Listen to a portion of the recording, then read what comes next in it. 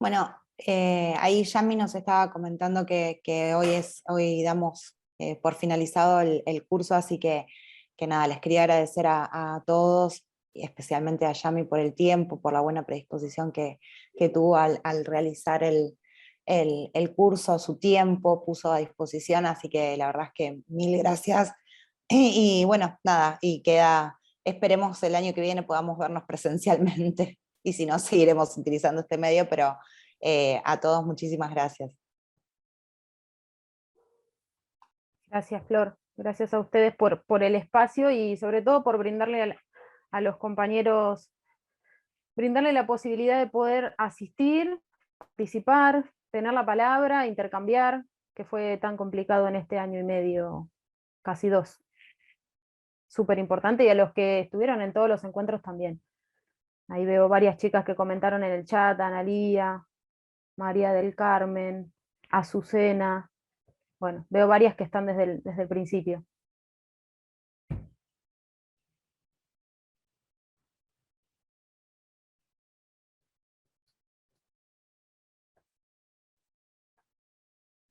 Yami, no tengo a nadie en la sala de espera. Si querés dar inicio, Bueno, estás liberada para darlo, para bárbaro. iniciarlo. Bueno, buenos días a los compañeros y compañeras que están asistiendo en este último encuentro, ¿sí? A este taller. Vamos a repasar algunas cositas que ya venimos trabajando, algunas que quedaron pendientes, otras que me fueron pidiendo. Todo agregué al Power como para que ustedes después tengan toda la información que necesitaban y que me fueron pidiendo, así que después se lo voy a enviar a Néstor para que se los comparta al final del curso. Voy a compartir pantalla para presentar lo que la clase pasada, no sé si se acuerdan, de varios tuvieron la propuesta de que podamos, o que yo les pueda definir algunas de las operaciones discursivas. ¿Se acuerdan con respecto a la respuesta a examen? ¿Sí? Acá capaz lo ven chiquito, pero yo, para no perder la vista de ustedes, lo dejo así, total después lo van a tener completo. Nada, agregué después de la plaquita de respuesta a examen algunas operaciones discursivas con sus conceptualizaciones, digamos, ¿sí? Habíamos hablado de esas consignas que aparecen de manera escrita en los exámenes o prácticos, ¿sí? Tanto parciales como finales, y la idea de poder responder a esa consigna de manera correcta. Entonces ustedes me pidieron que al menos con algunas de ellas podamos conceptualizarlas como para ustedes tener una idea, ¿sí? Entonces acá agregué estas 5 o 6 operaciones, que no son las únicas, obviamente, hay muchas más, pero nada, de manera acotada, obviamente, pero para que sí lo entiendan, ahí dejé las descripciones de cada una, ¿sí? Como por ejemplo, definir, ¿sí? Que dice determinar el significado de un concepto a partir de un análisis estructurado del mismo. Esto quiere decir que, por ejemplo, una definición de uno o varios conceptos, una o varias teorías, siempre amplío con teorías porque aparece mucho en los exámenes. Puedan ustedes dar lugar, cuando dice análisis estructurado, quiere decir el análisis de ustedes, ¿sí? Más que el análisis específico, determinante del autor, que ustedes puedan o definir esa operación que es la comparativa. Después, dar ejemplos, es decir, ejemplificar. El ejemplo cumple la función ilustradora, luego de una definición de un concepto, pero también cumple una función constructora del concepto si aparece previo a él.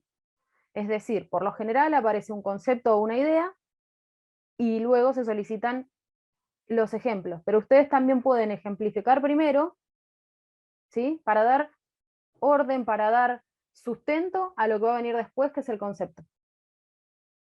Y caracterizar, que es mencionar los rasgos o indicios propios que determinan una situación o un fenómeno individual o particular, ¿sí? Esto no es para que lo aprendan de memoria, sí es para que tengan en cuenta qué es lo que se solicita cuando se pide en una consigna: definir, fundamentar, comparar, ejemplificar, caracterizar, etc. ¿Está? Eso ya se los dejo ahí para que ustedes lo tengan. Me adelanto, quedamos acá en escritura. No sé si habíamos conversado algo de los conectores. No sé si se acuerdan, Analía, ¿te acordás? No, todavía no. Bueno, habíamos terminado entonces con la importancia de la escritura, ¿sí? Vamos a repasar un poquito de esto por las dudas, porque fui rápido tal vez. Dice que en general los mecanismos son similares a los de la oralidad, pero en este caso es claro, es importante tener claro los contenidos para lograr coherencia y cohesión. La coherencia y la cohesión se consigue analizando previamente, digamos, o mentalmente, de qué manera voy a esquematizar o le voy a dar forma a la respuesta, ¿sí? Logro coherencia y cohesión cuando tengo en cuenta y tengo a mano, por ejemplo, los conectores, que es lo que vamos a ver en la siguiente plaquita, ¿sí? Es decir, tratar de unir oraciones que tengan forma, que tengan sustento, pero que a su vez no pierdan ese hilo conductor que me permitió a mí dar inicio a una respuesta. ¿Está?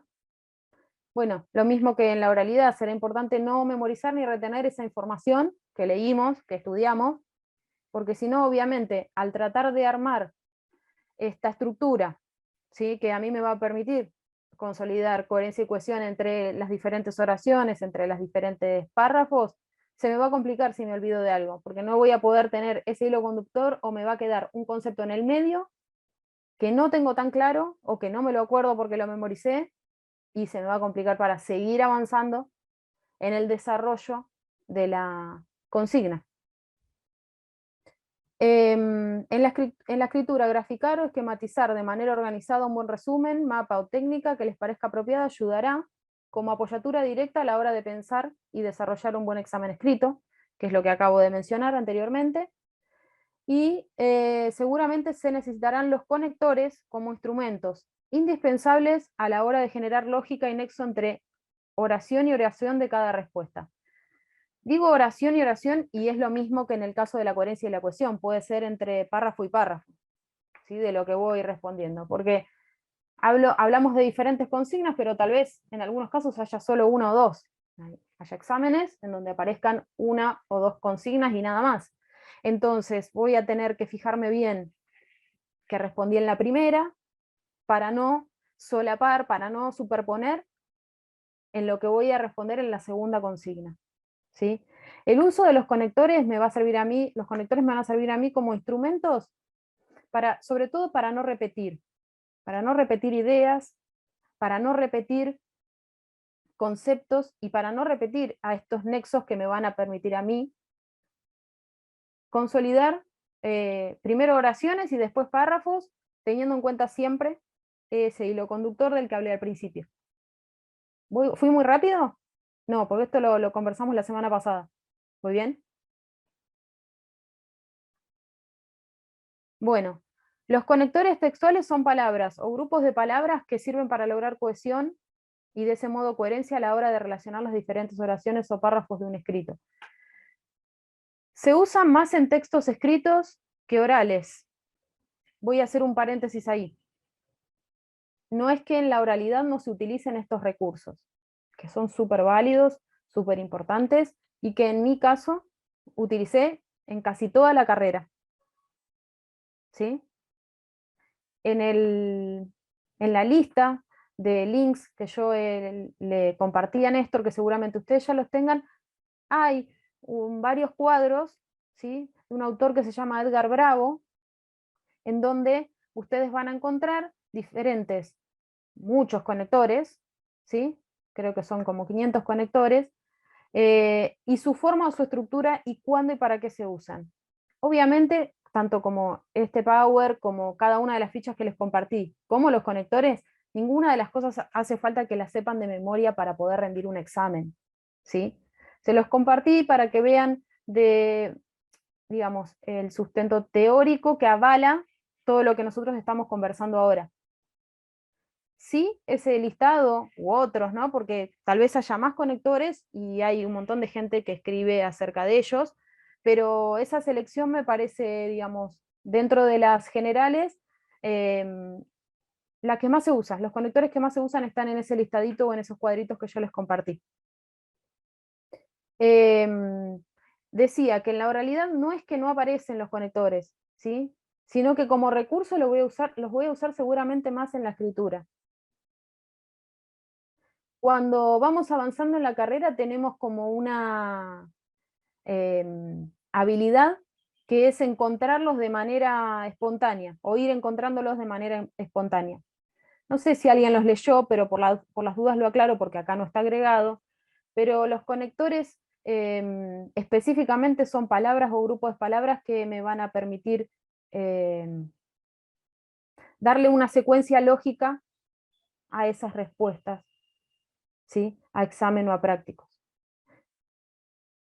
Por ejemplo, en definitiva, en comparación, en conclusión, básicamente, en consecuencia, ¿sí? Son palabras que me van a permitir a mí continuar, ¿sí? Continuar con la escritura y darle lógica, darle sentido y no ser reiterativo con las palabras que voy utilizando para unir esas palabras o oraciones, para unir esas palabras o conceptos. ¿Sí? Por eso digo, cuando somos estudiantes avanzados, por lo general nos aparecen de manera casi innata, ¿sí? Pero está bueno que para los que no, o no sabían que se llamaban conectores, o no tenían este listadito, siempre lo tengan a mano. Así como en algún momento se acuerdan que dijimos, está bueno tener el diccionario a mano o googlear una palabra que desconozco, o que me parece que la escuché, pero no me acuerdo el significado, o no sé bien el concepto. Porque eso me va a servir a mí para no perder la secuencia de lo que el autor está contando, está conversando, está desarrollando, o está poniendo en tela de juicio, ¿sí? Así como el diccionario, está bueno que siempre tengan a mano los conectores, ¿sí? Ese listadito, otro listadito, es indistinto, pero que sepan y conozcan que los conectores ayudan y permiten, como dice acá, descartar la redundancia de palabras que funcionan como nexos entre oraciones. ¿Está? ¿Alguna pregunta?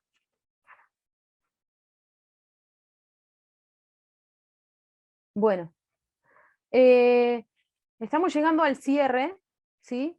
de lo que habíamos empezado a trabajar en el primer encuentro y habíamos analizado como, digamos, teníamos un inicio, ¿sí? Que teníamos los tips para poder encontrar y organizarme a mí y después llevar adelante esas técnicas de estudio, definirlas, cuál es la más conveniente para mí.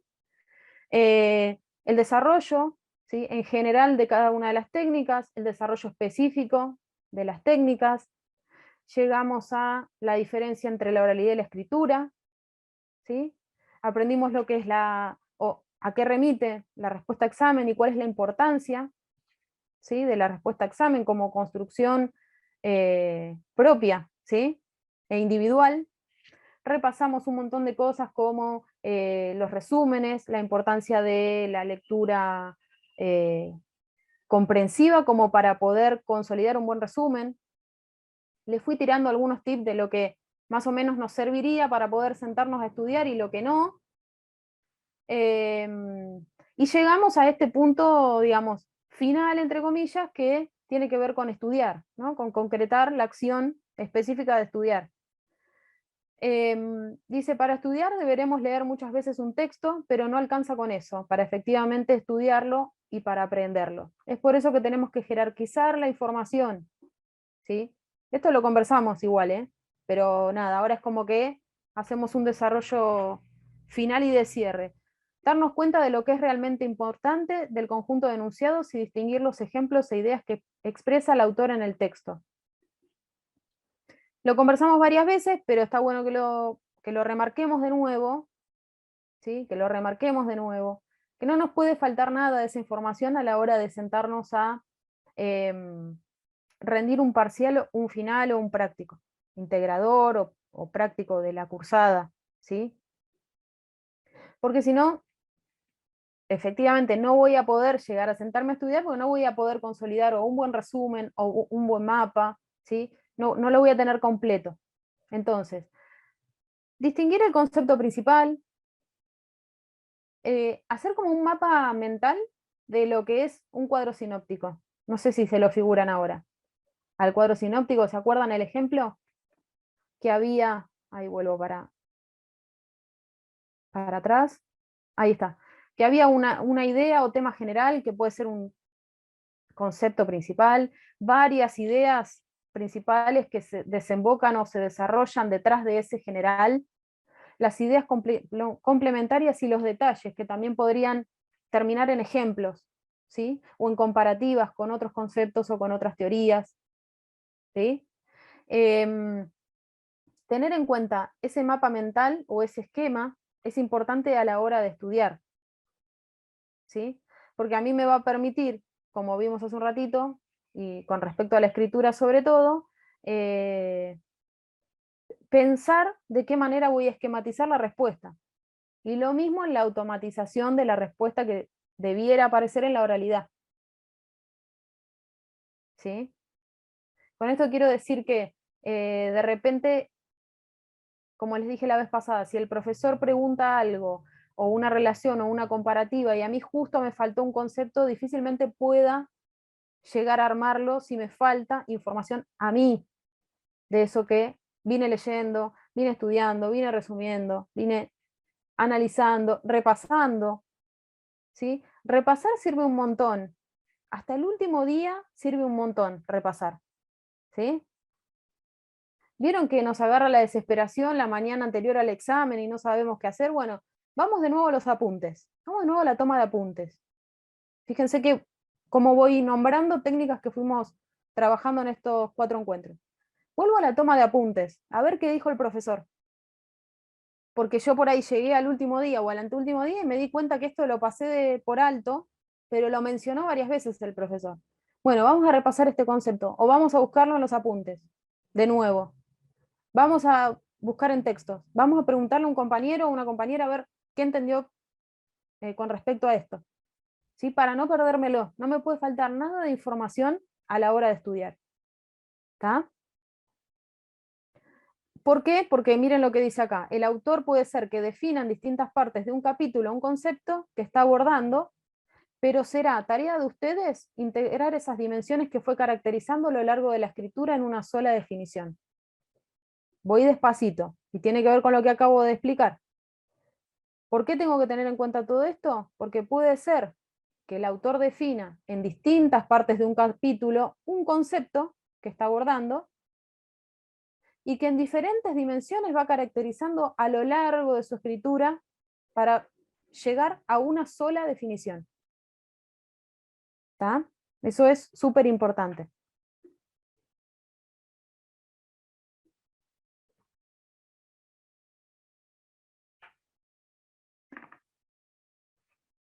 Bueno, ¿alguna pregunta?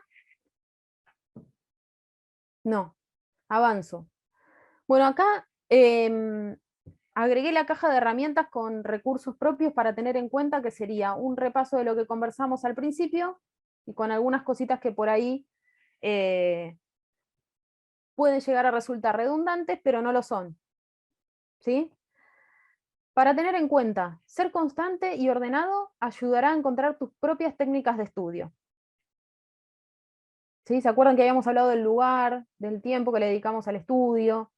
Entonces, ser constante y ordenado te ayudará a encontrar tus propias técnicas de estudio. Eso no quita que después ustedes, ¿sí?, puedan tener 5 millones de resúmenes en un lugar y con hojas de diferente color, de diferente tamaño, pero ustedes saben que está ahí. ¿Sí? El orden lo buscan ustedes, lo eligen ustedes, al igual que el lugar y la hora en la que van a estudiar. Pero sí es importante que sepan dónde está cada cosa. ¿Sí? Para la toma de apuntes será mejor realizar punteos de palabras y o definiciones acotadas para tratar de copiar literalmente. Ahí es para no tratar de copiar literalmente todo lo que dice el docente. Esto ya lo habíamos conversado, ¿se acuerdan? Estoy en una clase, o voy a una clase de un profesor, o asisto virtualmente. Es importante, previo a esto, no está acá, pero es importante, ¿se acuerdan que también lo dijimos? Tener una lectura al menos una lectura inicial del texto que se va a trabajar en la próxima clase. De ese modo yo voy a llegar más armado a esto que es la técnica de la toma de apuntes, ¿sí? Porque no me va a hacer falta copiar todo y perderme, porque llega un momento que me voy a perder en todo lo que va diciendo el profesor. Entonces, si yo tengo una lectura previa, puedo ir tomando nota de las palabras o conceptos claves que va mencionando el profesor en clase. Lo que les va a pasar, lo que les puede pasar, y ya les habrá pasado también, es que tal vez no comprendan a qué remite el profesor con tal u otra cuestión que no aparece en ese texto ni está en el cronograma para ese día. Esto tiene que ver con qué? Con que el docente puede y hace relación a contenidos y conceptos previos y a contenidos y conceptos que le van a suceder. ¿Sí? Pero nada, por eso digo, es importante tener esta lectura para afianzar esos conceptos o ideas, y entonces el día de la toma de apuntes directamente registro el punteo de conceptos con alguna otra cosita nueva que vaya apareciendo, ¿sí? Que pudo haber estado antes en el cronograma o que puede estar por venir. ¿Está? Resumir resultará una de las mejores técnicas siempre y cuando no descartes información y tengas en cuenta la relación que existe entre el texto, los apuntes, los conceptos, biografías, etc. Es un montón, y sí, es un montón todo esto, pero créanme que es la mejor forma de consolidar un buen resumen. Siempre les digo, ustedes eligen si va a ser el resumen, el cuadro, el mapa o lo que sea. Por lo general siempre terminamos en papelitos con resúmenes, a nuestra manera, pero con resúmenes. Ahora bien, de nada me va a servir tener un resumen con la mitad de la información o sin poder pensar en una relación mental mía con otro autor o con otros conceptos, ¿sí? O con otros textos que vienen después, como dije hace un ratito, o con algunos que ya pasaron, ¿sí? Otra de las cosas, que ya lo mencioné y ahora lo dije de nuevo rapidito, es cuando no entiendo un autor, cuando no entiendo sus teorías, cuando no entiendo sus relaciones, cuando no comprendo sus afirmaciones, muchas veces es importante, muchas veces, creo que la mayoría, es importante que se tomen el tiempo de buscar la biografía del autor, que ya lo mencionamos también, pero no lo quiero pasar por alto hoy. ¿Por qué? Porque el contexto y el momento en el que está escribiendo el autor me va a dar la pauta a mí para poder comprender contra quién difiere en teoría, o a quién está tratando de contraponer con sus ideas, ¿sí? ¿Se entiende lo que digo? Biografía, googleo biografía del autor, biografía de Piaget. El contexto en el que escribe Piaget se da en tal momento, en tal país, ante tal situación, y tal vez, si nos ponemos a analizar los que trabajamos en educación, hoy por hoy algunas conceptualizaciones de él nos sirvan para trabajar y otras ya no, ya han caducado. ¿Por qué? Porque escribió en un contexto, en un lugar, en un país, donde se daban diferentes tipos de situaciones, atravesando una etapa específica, ¿sí? Conflictos o intereses de un estilo que ya, o que acá, no son, o no fueron, o ya caducaron. Y tal vez algo de él tomemos. ¿Se entiende o fui muy rápido? Le digo esto porque en mi caso yo doy ejemplos de lo mío, no sé si a alguien le pasó. Al tener este complemento, ¿sí? Que es la biografía del autor, pude entender y pude armar esquemas diferentes a la hora de presentarme a rendir un examen. ¿Sí? Entonces acá al final dice, difícilmente comprendas vos o te resulte de antemano ameno un resumen de otro compañero, más que nada por ser una creación personal. Esto ya lo conversamos la vez pasada. No es que no me sirva, no es que no lo busque como último recurso o como un recurso más, pero tal vez me sirva para ver si no me falta nada, para ver si entendí otra cosa diferente a lo que yo entendí, pero no me va a servir como herramienta propia y personal, porque a la hora tal vez de estudiar, ese resumen solamente no me sirva. No sabemos si Analía le pidió los resúmenes a María del Carmen y por casualidad María del Carmen omitió 3, 4 conceptos, 3, 4 ideas, o una relación que yo no tuve en cuenta, ni pensé, ni leí, ni nada. ¿Sí? o puede ser a la inversa, digo Analía y María del Carmen, y puede ser al revés o puede ser entre otros compañeros. Doy un ejemplo básico. ¿Está? Después, generar el hábito de la lectura te ayudará a comprender aún más tus propios registros de apuntes, textos, cuadros, diagramas, esquemas y hasta incluso ideas. Lo conversamos también hace un ratito, ¿sí? La relectura me va a permitir a mí encontrar aquello que tal vez en uno o varios apuntes no me haya quedado claro, ¿sí? Siempre que haya en los apuntes algo nuevo que creo que no leí o creo que no comprendí, voy a tener que ir a leer de nuevo, ¿sí? El texto. ¿Para qué? Para pesquisar de dónde sale esto que el profesor menciona en clase y yo lo tomé como un apunte, ¿sí? Siempre que haya palabras, siempre que haya conceptos, siempre que haya relaciones, afirmaciones o negaciones, contraposiciones en ideas o alguna cuestión adicional que mencione el docente en la clase, me va a invitar a mí a releer, ¿sí? El uso de conectores te ayudará a crear textos, resúmenes y respuestas a examen más completos y decorosos. Si un docente en un examen, en un parcial, en un práctico, en un oral, ¿no? Obtiene o identifica en el estudiante, en el alumno, esta diferenciación, esta aplicación de esta herramienta que son los conectores, seguramente se lo mire, se lo tome, se lo considere de una manera diferente a quien no los esté utilizando con frecuencia. ¿Sí? Digo que son importantes porque me van a ayudar, créanme, los va a ayudar, los conectores los van a ayudar a distinguir palabras que funcionan, como dijimos antes, como nexo, entre otras palabras, para poder consolidar una oración, y después así los párrafos, y cuando se dan cuenta, no se dieron cuenta, terminaron de desarrollar la respuesta completa. Como dice acá, de manera completa y decorosa, ¿sí? Van a tener como un plus al utilizarlos. El uso del diccionario, que ya lo habíamos mencionado, y tener afianzados los temas, ¿sí? Todos los temas, los ayudará a preparar un examen escrito o oral de una mejor manera, ¿sí? Esto también ya lo habíamos dicho. ¿Tienen alguna pregunta? Hice como un repaso del inicio, hice un repaso de la escritura, ¿sí?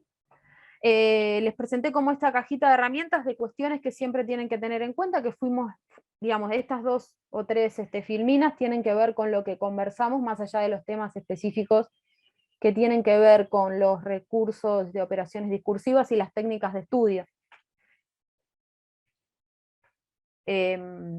Entonces ustedes tienen un adicional de que varias de las cosas que fuimos conversando están en estas 2 o 3 solapitas.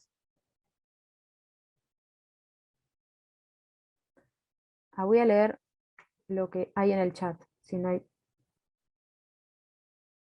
Valiosa la clase, dice Claudia. No sé quién tiene. Acá alguien acota que son muy comunes, pero poco usados en mis textos. Me imagino que tiene que ver con los conectores. Y la biografía sería ponerse en tiempo y espacio del autor, dice la misma persona, pero no sé el nombre. Claro, sería como, sí, ponerse en tiempo y espacio como para conocer por qué o en qué difiere una teoría con la otra, por ejemplo, ¿no? Muchas veces, fíjense que detrás de una escritura, no en los resúmenes por ahí, pero sí en los libros de ustedes, ¿no? Pero sí en libros de autores, o en notas, o en entrevistas, o en fichas de autores, siempre hay detrás una connotación intrínseca que tiene que ver con la estructura y el pasar del continente o del país o de la situación por la que se está atravesando, o la política, y la política, y la economía, y la sociedad. ¿Sí? Es un montón, pero créanme que si ustedes googlean y entienden el contexto, buscan biografía del autor y logran entender el contexto, van a entender el porqué de la escritura de ese capítulo del libro, o de ese libro, ¿sí? O de esa clase, ¿sí? Porque obviamente que muchos autores de los que ustedes leen son profesores también. ¿Alguna pregunta? ¿Duda?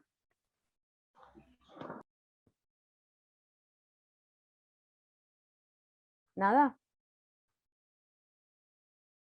Bueno, le doy la palabra a ustedes, a uno o varios, el que quiera, para contar qué le pareció el curso, el taller. Acá estoy viendo en el chat de Yamila Sí, y no hay preguntas, sino son todos mensajes de lo que venías hablando, son aclaraciones, no hay preguntas puntuales. bueno, Ahí sí, recién Galaxy J5 Prime, que no sé cuál será el nombre, eh, dice, ¿y si no encontramos en internet ese contexto? Pregunta. Y después, perdona, a mí no me queda muy claro y les ideas en segundo plano. bueno, y si no encontramos en internet ese contexto, y yo creo que es muy difícil, Rocío, que no encuentres en internet la biografía de algunos o de la mayoría de los autores que leen ustedes cuando estudian en la universidad.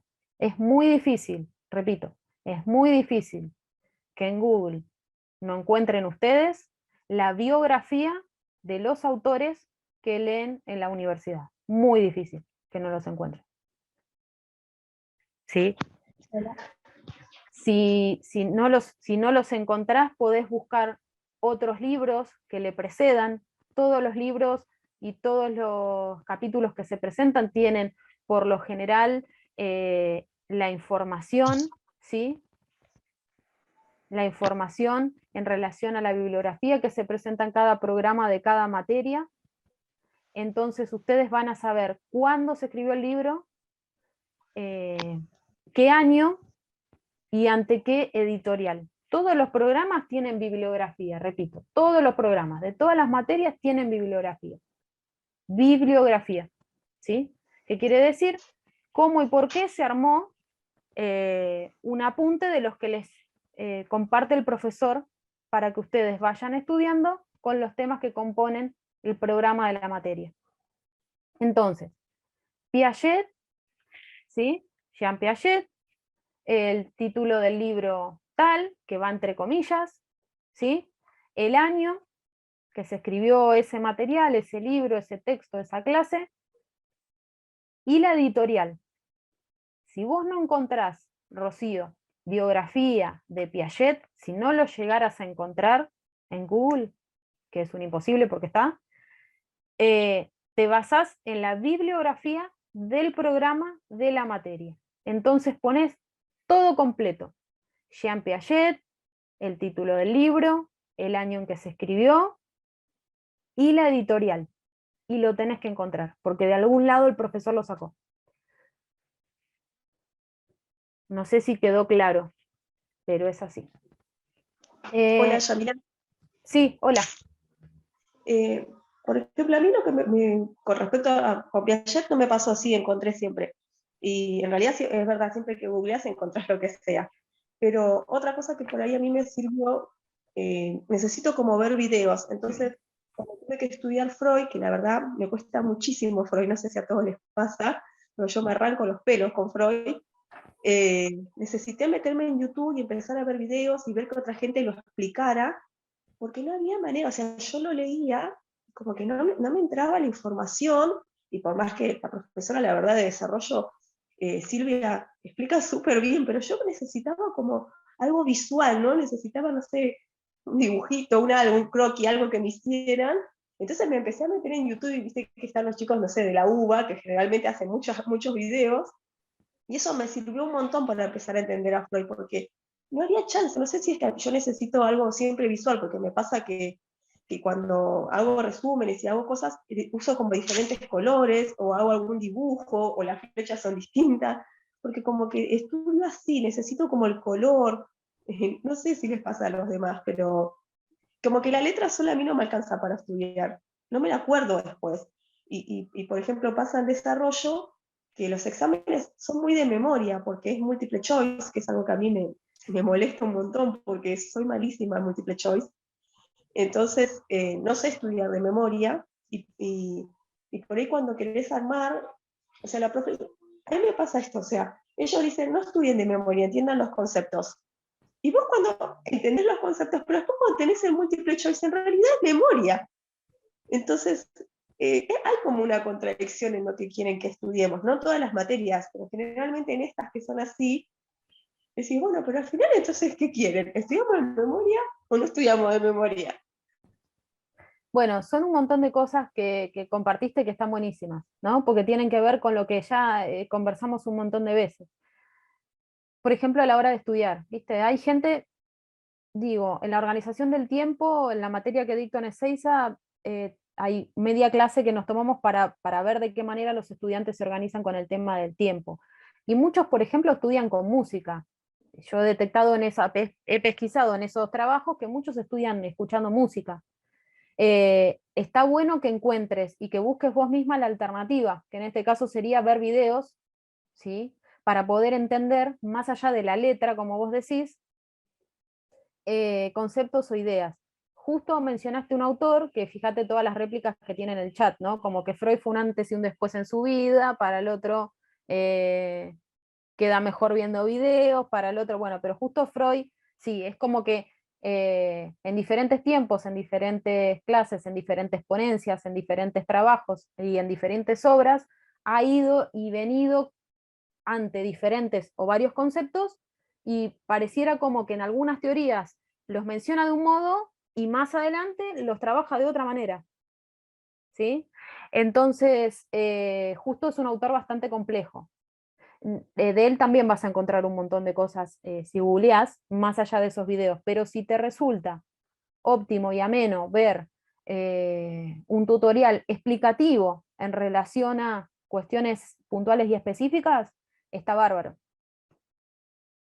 Está bárbaro, porque vos estás buscando tu propio recurso para poder saldar las dudas que tenés ante la escritura de un autor bastante complejo como lo es Freud. Con respecto al múltiple choice, te voy a decir un secreto.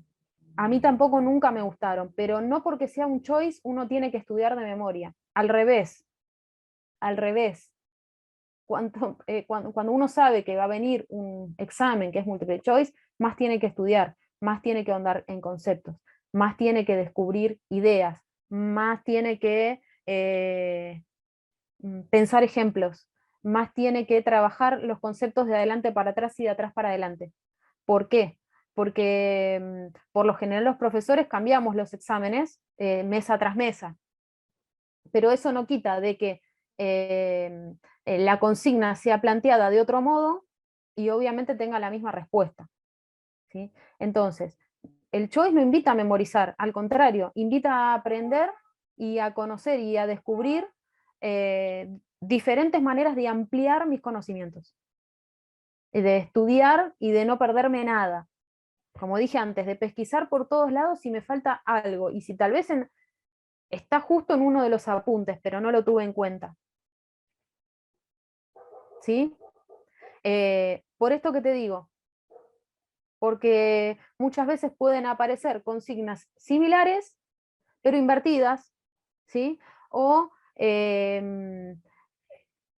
ejemplos en la consigna y definiciones de conceptos en las opciones, o a la inversa, ¿sí? Pero tengo que tener más herramientas incluso a la hora de poder llevar adelante un choice. Uno se queda muchas veces con la sensación de que podría haber dado mucho más y que no solo se había aprendido esos 20 puntos del choice, se había estudiado todo y me tomaron solo esos 20 puntos. Pero créanme que uno se afianza más de esos conocimientos cuando sabe que se tiene que enfrentar a un choice. Hay que prepararse mucho más para un choice. Si no, imagínense la gente que estudia medicina, que seguramente, y sé que atraviesan por varias materias que son choice, prácticas, pero también con examen choice, en el escrito teórico. Y logran hacerlo. Y ellos sí que estudian libros, y libros, y libros, y libros. Muchísimo más, tal vez, que nosotros. Las materias están organizadas diferente, muchas son anuales más prácticas.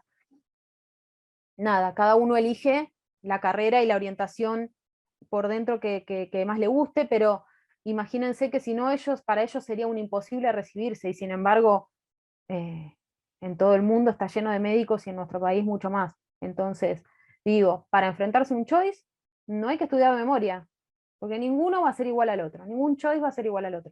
Menos, créanme, que menos en este contexto, porque los profesores nos fijamos mucho más en no repetirlo, porque para ustedes es súper fácil tomar una captura o descargarlo y pasárselo a otro, entonces nunca va a ser el mismo.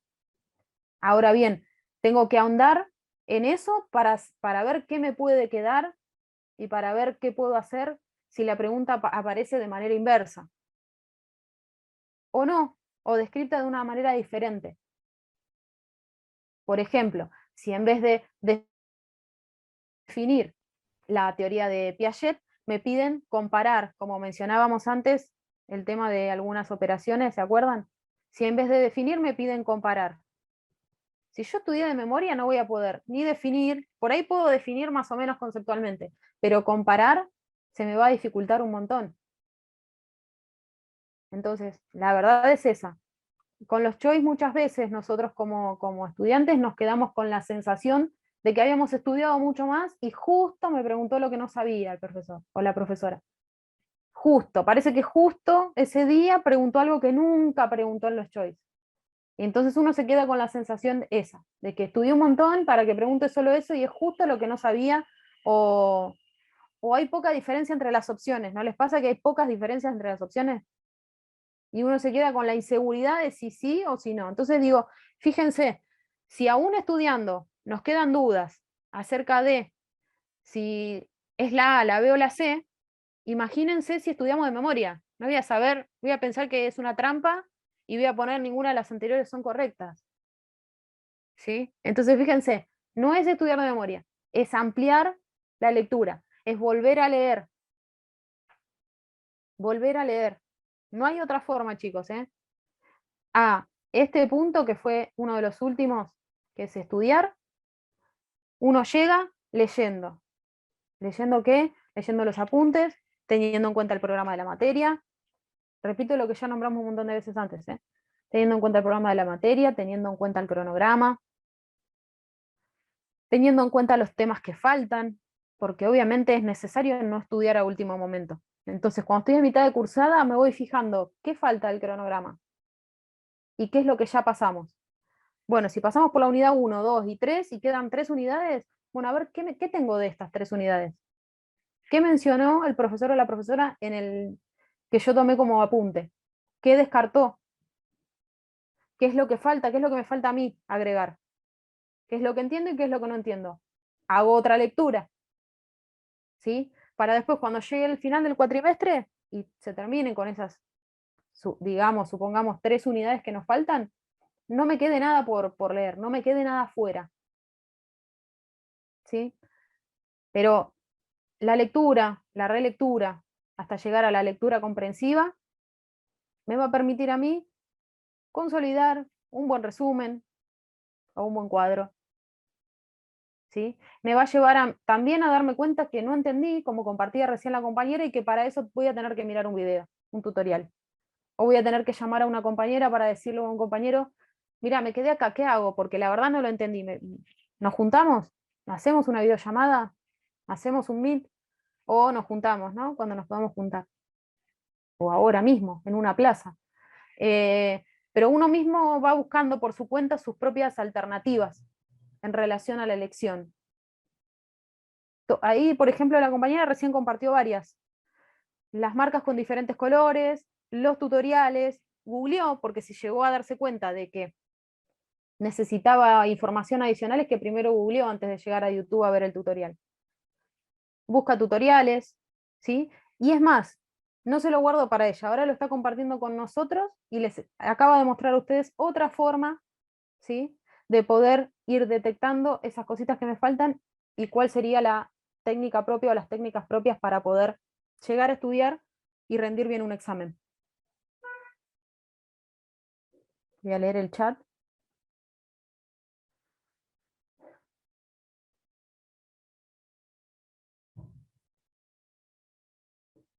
A ver. Voy a ir para atrás.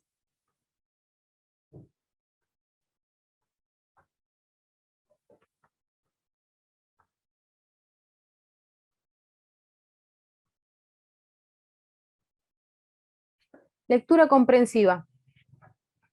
Se consolida cuando logramos interpretar de manera integral al texto, conceptos, definiciones y ejemplos. Eso lo acabamos de conversar, ¿sí? Es decir, tengo una lectura inicial, ¿sí? Voy buscando, voy definiendo, voy determinando y voy pasando por diferentes técnicas y vuelvo a una lectura que me va a permitir a mí comprender y analizar todo lo que aparece dentro de el texto de los textos que está presentando el profesor o la profesora en las diferentes clases del programa de la materia, ¿sí? Llego a la lectura comprensiva cuando, como dice acá, cuando logro consolidar e interpretar de manera integral ese texto o todos los textos en realidad que componen a la materia, para poder prepararme, sentarme a estudiar y poder rendir un examen. ¿Sí? Después dice, a partir de allí no solo comprendemos la definición de los diferentes conceptos e ideas, sino que logramos analizar, interrogar, relacionar, razonar y codificar este texto con otro libro o con otros libros, ¿no? Entonces, llegamos a una lectura comprensiva cuando podemos hacer y todo esto que acabo de mencionar. ¿Se entiende? Ahí me puedo dar cuenta, ahí puedo decir que estoy preparado para rendir un examen. ¿Sí? Muchas veces puede aparecer la idea de que analicen de manera crítica un texto. Si ustedes pudieron y llegaron a este paso que es la lectura comprensiva, van a poder hacerlo, ¿sí? Porque pueden analizar por su cuenta el texto, porque logran relacionar, interpretar, razonar, dar su propia definición, ¿sí?, teniendo en cuenta las operaciones que mencionamos anteriormente, las operaciones discursivas. Entonces, a todo eso van a llegar cuando lean y relean, tengan esa lectura inicial, vayan a la toma de apuntes, vuelvan a leer, y al final de todo, previo a sentarme a estudiar, al estudio, ¿sí?, tengo que llegar a esto, que es la lectura comprensiva.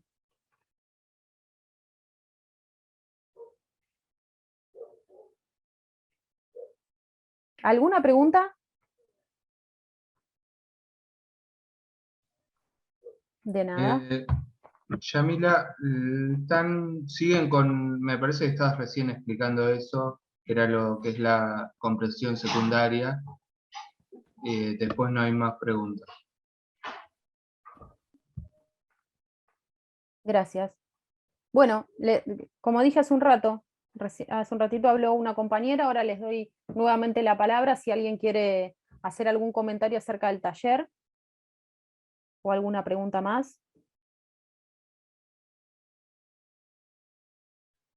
No, por mi parte, bueno, mil gracias, porque bueno, está bueno ordenar un poco todos los conceptos, por ahí algunos vamos haciendo todo esto, ¿no? Vamos resumiendo, vamos tratando de leer, pero tenerlo un poco más ordenado también está bueno. Yo también utilizo un poco esto de resaltar con distintos colores para tener como las distintas ideas, o si hay ejemplos, si me hago flechas y anoto alguna palabra clave en algún lado como para ir guiándome. A veces lo de la relectura no llegamos o no llego yo por los tiempos, porque si estás cursando 3 o 4, y los módulos a veces son bastante extensos, como que uno no llega a una relectura, pero haciendo todo esto del subrayado y los distintos colores, marcar las ideas principales y seguir las clases de los profesores ayuda un montón. Sí, yo creo que sobre todo en este tipo de materias la toma de apuntes es como una guía básica. Por eso digo, si ustedes tienen esa lectura inicial previo a llegar a la clase, la toma de apuntes va a ser fundamental. Es mi opinión, ¿eh? Es lo que más usamos. Todo esto que yo nombré no es que no lo hagan, sino es que está bueno el taller para que lo tengan en claro. Porque uno a veces dice, ya resumí, y mañana, pasado, la semana que viene, cuando tengan que rendir el segundo parcial de alguna materia, se van a acordar que, por lo menos me imagino que se van a acordar de mí, una vez se van a acordar. Se van a acordar que en el resumen no tiene que faltar nada. De tantas veces que se los dije, se van a acordar en algún momento. Van a decir, Yamila dijo que no tiene que faltar nada.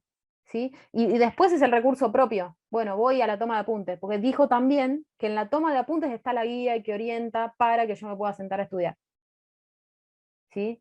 Entonces digo, eso es lo importante, no que aprendan de memoria qué es la lectura comprensiva, porque imagínense que en una sola filmina de 10 renglones no puedo explicar qué es la lectura comprensiva, tampoco hace falta, porque no es una clase de taller de lectura y escritura, no son clases estas, es un taller. Entonces vamos compartiendo pequeñas cosas que puedan ayudar a ustedes para tener en claro cuál es la mejor técnica que voy a utilizar, que van a utilizar ustedes para después sentarse a estudiar. ¿Sí? Entonces, esa es la idea siempre del taller. ¿Sí? Después, bueno, les van a tener acá algunas, por ejemplo, algunas conceptualizaciones de las operaciones discursivas y demás, y seguramente vayan a buscar definiciones de las que faltan, que pueden ser, no sé, que falten ahí clasificar,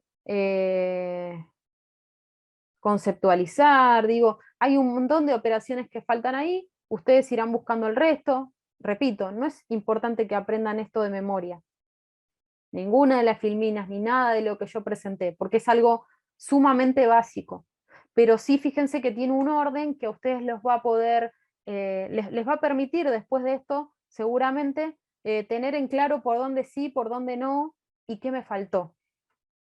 Y nunca se olviden de esto, porque por más que sean avanzados, muchas veces lo perdemos de vista, y por falta de tiempo, demás.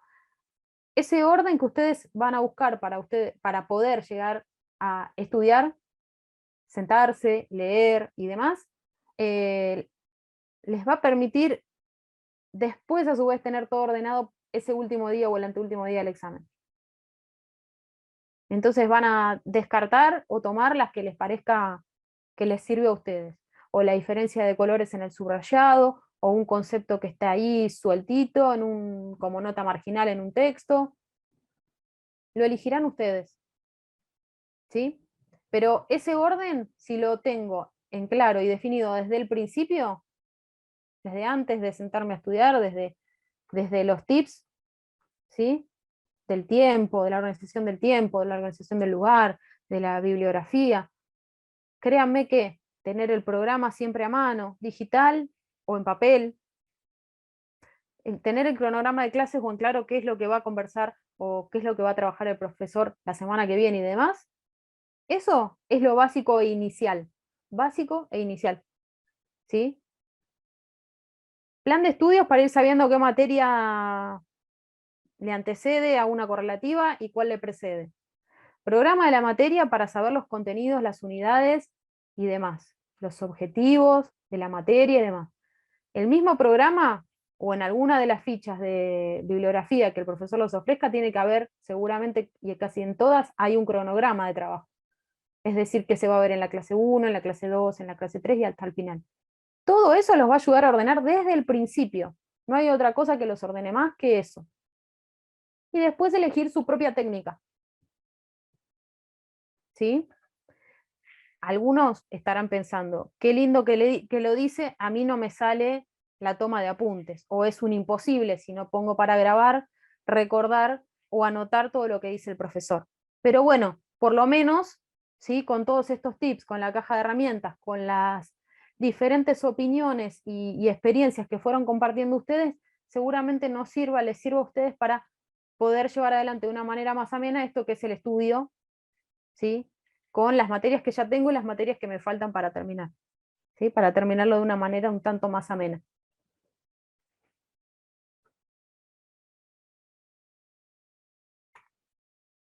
A ver, Claudia dice, efectivamente el taller me sirvió para organizar y jerarquizar todas las técnicas de estudio y hacer que mis situaciones evaluativas sean positivas. Quedé para siempre. Mil gracias, profe, por tu tiempo y a la Facu por dar el espacio. Bueno, muchas gracias a ustedes por participar. No sé si alguien quiere agregar algo más, pero estamos dando cierre al taller. Y bueno, obviamente Florencia y Néstor, que voy a estar el año que viene, sea por acá o sea por presencialmente, que sería lo mejor, porque cuando presento el taller presencial, por lo general, ustedes van apareciendo con diferentes textos marcados o trabajos para hacer y me van preguntando con eso cómo poder ir para adelante y es mucho más dinámico. Pero espero haber sido clara, es la primera vez que lo dicto virtual, y que haya podido integrar todo lo que conllevan estas técnicas y lo que me propusieron ustedes con respecto a la oralidad, a las operaciones discursivas y demás. Así que agradezco un montón a ustedes por estar y a los compañeros por invitarme, a Florencia, a Néstor y a la Secretaría. Gracias a vos, Yami, de verdad te agradezco muchísimo y gracias a todos los que participaron. Nos vemos en la Muchas próxima. gracias, excelente, gracias. Gracias, les comparto esto y los van a tener seguro vía mail, ¿sí? Un saludo grande y buen fin de semana para todos. Gracias a todas, buen fin de semana, muchas gracias Yami, que tengan buena semana. Buen fin de semana. Buena semana, buen fin de